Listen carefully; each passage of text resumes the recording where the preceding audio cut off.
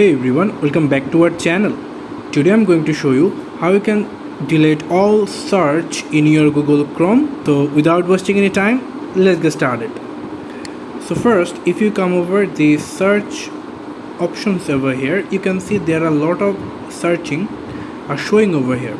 But if you want to delete them, you just simply click on this remove button and you can do it. So sometimes there are a lot of searching in Google Chrome, so you cannot delete them by manually, but for that I have a very good solution for you. Just come over this icon over here, and here you just need to click on manage your Google account.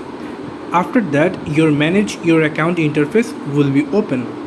So here you just need to come over the search option over here, and you just need to search for my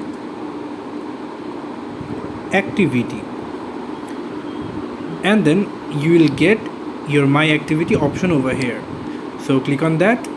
After your my activity opened, you just need to come over this delete activity by, click on that, and here your all activity like last hour, last day, all time and custom range. We just want to delete the all time. Click on that, and there are lots of, you can see. So I will only select the search and going to unselect others over here.